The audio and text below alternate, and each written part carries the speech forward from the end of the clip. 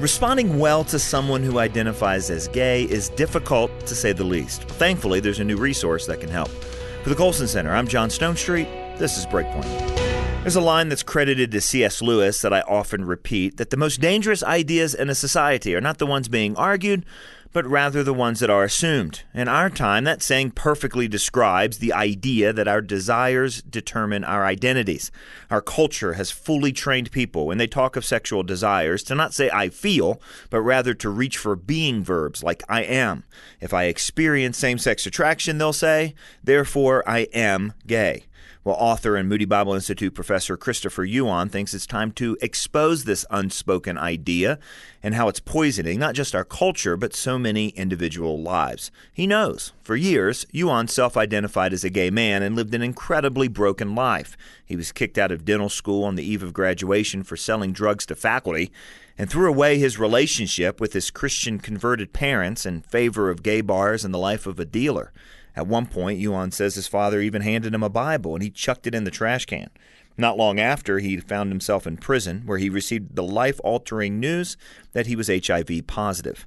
Yuan recounts catching sight of another trash can while incarcerated and thinking to himself, "This is my life."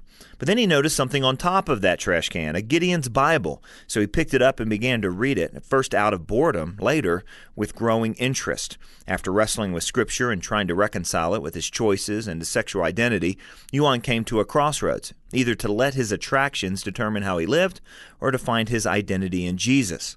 By the grace of God, Yuan chose Jesus.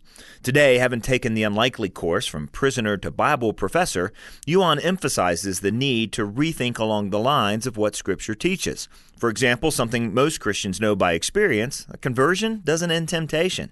The battle with what the Apostle Paul calls the flesh remains, including when it comes to our sexual desires. That's why Yuan has chosen to think with different categories. As he says, the goal of the Christian life isn't to become heterosexual, it's to become holy, whether we pursue that through lifelong celibacy or in marriage.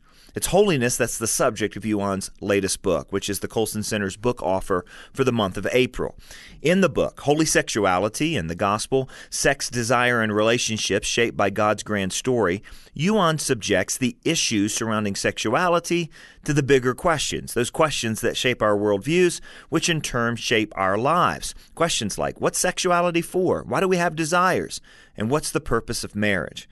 Yuan offers answers that are not only grounded in Scripture, but that also debunk the lies of our culture. Lies like abstaining from sex is impossible, or unconditional love means unconditional approval, or the biggest lie of all, I am the sum of my desires. My identity, writes Yuan, is not gay, it's not ex-gay, it's not even heterosexual. My identity as a child of the living God must be in Jesus Christ alone. Out of his clear thinking about sexuality and personhood, Yuan offers advice for those who have a loved one who confesses a struggle with same-sex attraction. He tells readers, first, to acknowledge the trust, but then to let that son, daughter, sibling, or friend know up front that they're not alone, that you'll walk with them, love them, and pray with them, no matter what. Yuan boldly affirms what the Bible affirms about homosexual behavior. It's a sin, he writes, one whose destructive power he knows all too well.